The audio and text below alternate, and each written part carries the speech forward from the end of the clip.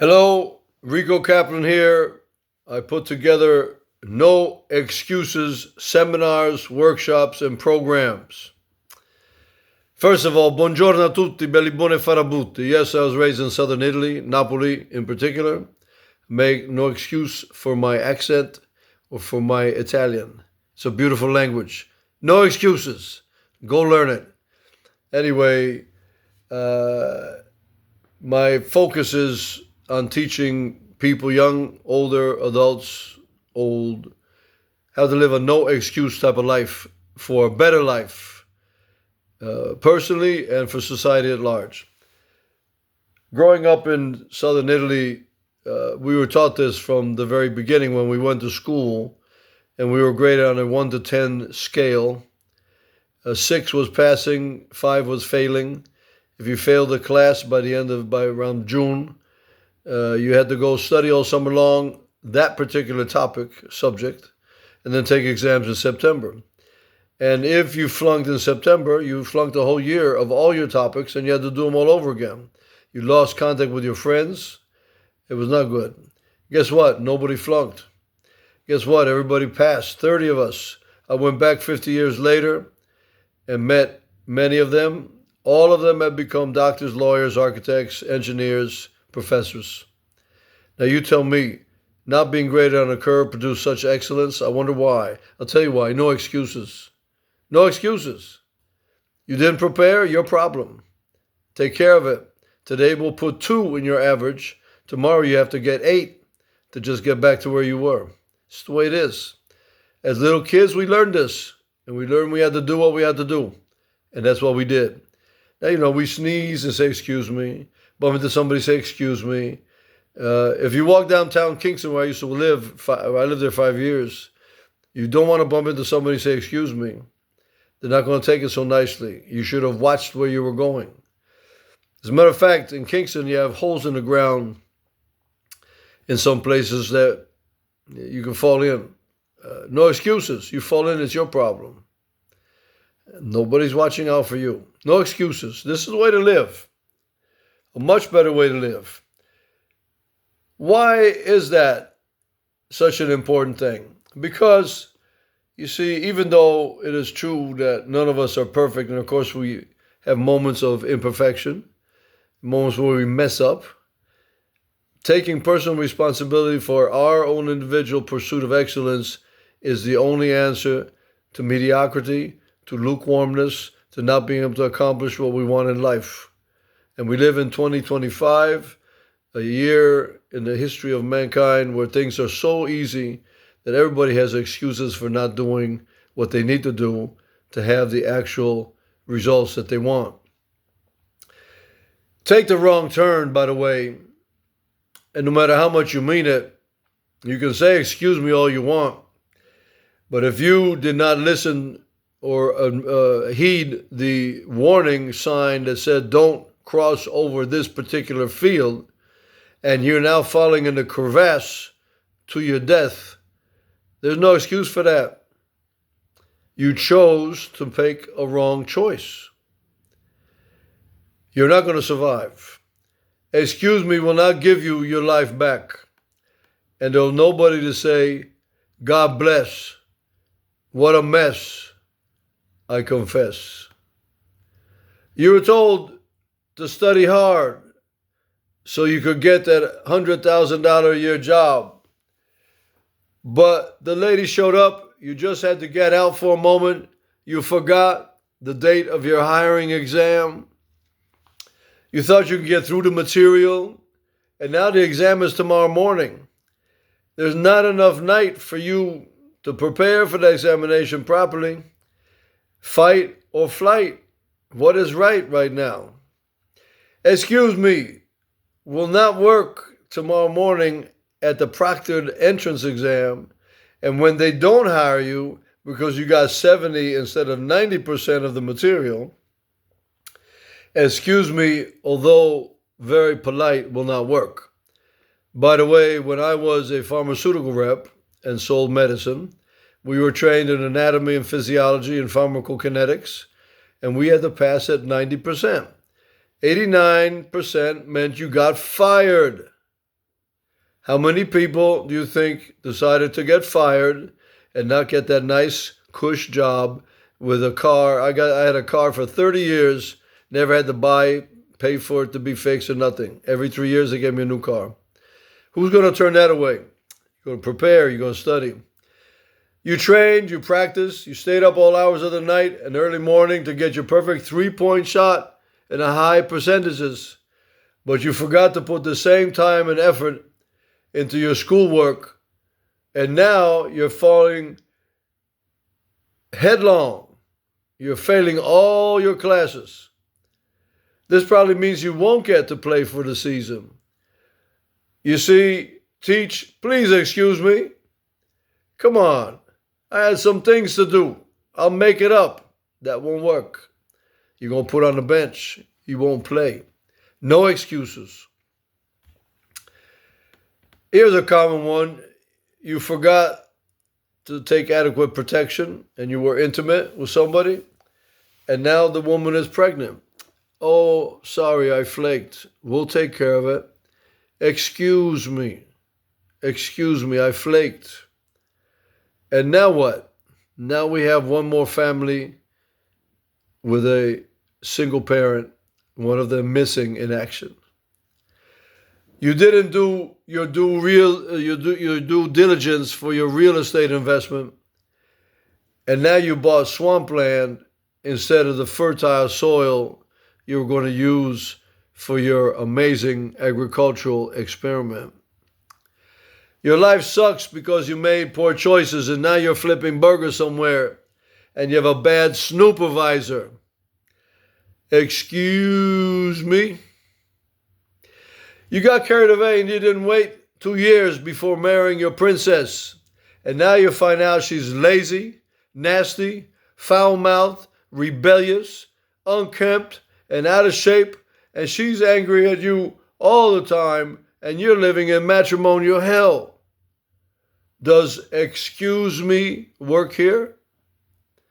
How about that charming man who romanced the socks off of you and now he sits on the couch with a beeper in hand demanding his beer from his babe with a big belly showing?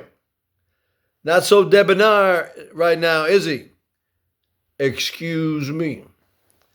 And the list goes on. Not achieving our goals, having a bad life, having a bad wife, having a bad husband, bad kids, bad results at the doctor's office, a bad job, bad race relations, bad history, bad future. Why? The habit of making excuses. Now, we all know life is not easy. We do our best to live to the max. We do our best to have more positives than negatives. Some of us are luckier than others. Some of us are more breaks than others. We are given what we are given. So what are we going to do with it? Our modern world tells us that they owe us. We should find somebody and somebody to blame for our poor circumstances. And we know plenty of stories of those who, in spite of negative odds against them, went on to accomplish great things. Why? They made no excuses. They took personal responsibility in the pursuit of excellence. It has been said that the harder we work, the luckier we get. That's true. Are some more lucky than others? Of course. And from a God point of view, you could even say luck is part of God's plan and reasons for us in particular. But that's not our concern. We live here right now. It's on us to make things work. As somebody has said, pray to God all you want, but make sure you tie your camel. I teach a no excuse approach to life. I've had a heart attack, open heart surgery, bad sales territory.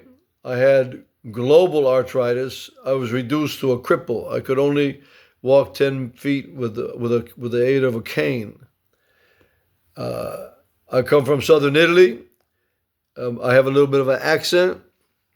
In my professional field, they consider me to be an ignorant thug from New York. Even though I dressed well, had a bow tie, silk suits, knew my medicine, but they stereotyped me, kind of went against me. I turned it around and used it for me. How are you going to forget me? Hey, doctor, you better prescribe that medicine. I don't forget a face. Don't make me make a phone call. I actually never did that, but they got the point. Back in the day, when my parents had to work very hard, my father was gone all the time. My mom had to stay at home. I didn't have time. They didn't have time to come see me at the track. I decided to go try out. So I did. Tried out. I was lapped at the tryouts. In other words, everybody finished. I had one more lap to go on a mile, 4 times around. The coach told me to pick up a different sport, like badminton or something like that. For some reason, at 15, I decided I'm going to train anyway. I don't know why. I hadn't read any books, motivational things, nothing like that. I just decided I'm going to go run every day for an hour, which I did. About 3-4 months later, I tried out the quarterfinals. I made it. Made it to semifinals, made it. Found myself in the lineup at the finals to run 1,000 meters. And even though I made some very, very stupid mistakes in that race, strategically, I started my sprint at the last quarter on 1,000 meters. By the time we got to the 200 mark, they caught up with me. And by the time we went to 100 feet to the finish line, it was a lineup, and whoever stuck their nose or tongue out first won, and I won. Now, don't call me a liar because my tongue was sticking out. I won.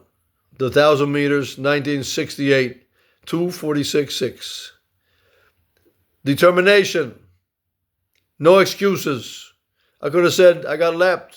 I'm one of those guys that can't make it. Nope. Somehow that was in me in the beginning. And we've seen the quadriplegics start businesses. We've seen the guy with no arms who plays a piano with his feet. We've seen the blind people achieving amazing things in their chosen field.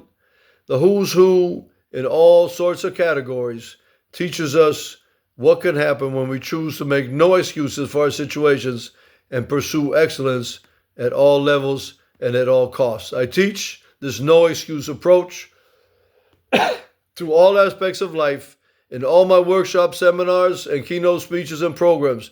And after 40 years of professional sales, 25 of which in the pharmaceutical world, I learned to love the word no.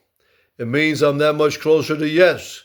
Whether training your sales force to have an indominant spirit or talking to chronically ill patients, support groups, or to at-risk young men, or encouraging depressed and anxious individuals, or equipping groups of people with the tools necessary for success, my programs are immediately practical and implementable. All my talks are based on actions needed to move forward in a positive way based on the principles of personal responsibility in a world that continues to teach us to make excuses at every turn. I'll come and speak free of charge for one time so you can get a taste of my medicine. If you like it, we can do business. Our modern world has taught us a few generations to accept the degeneration that has become all too common as a result of accepting the lies of finding something or somebody else to blame for our lack of success. Unless we tighten up our personal belts and embrace a tough attitude of personal responsibility, things will not improve and only get worse. And yes, it starts at home and continues in school, where unfortunately young minds today are taught to look elsewhere for reasons for their lack of good performance. That then gets passed on to the lives of these now adults who have learned then the negative cycle of poor performance, continuing to infect everybody they meet and touch. So these are the days of tough measures. These are the same days as before. It has always been this way. If you want to be a leader, a trendsetter, a happier person, a more satisfied wife and husband, a better father or mother, a great man or woman of life's history, somebody who makes a great mark in life, an achiever, an overcomer, then it's imperative to become a no-excuse human being dedicated to taking full personal responsibility for your life regardless of what comes against you. Are we willing to live like this? Once we realize that living this no excuses mentality opens up all sorts of doors to the treasure waiting to be ours, we will beat a path down toward this way of living, and we will allow nobody and nothing to stop us. I would love to hear from you soon. I'm 73. I've reflected on life. At this stage of life, I have a lot to offer. Even after my infirmities, I still teach boxing to young and older men. I still have some physical challenges, and I still choose daily to pursue excellence at all levels, including the lawn that I was about to mow when I first wrote this. I finished it today, this morning, for $50. That's right, I live a no excuse life. I hope you do too. And even if we never meet, I encourage you to embrace this philosophy. See you at the top. Ciao e a presto. Nice to chat with you. Hope to hear from you soon. Arrivederci.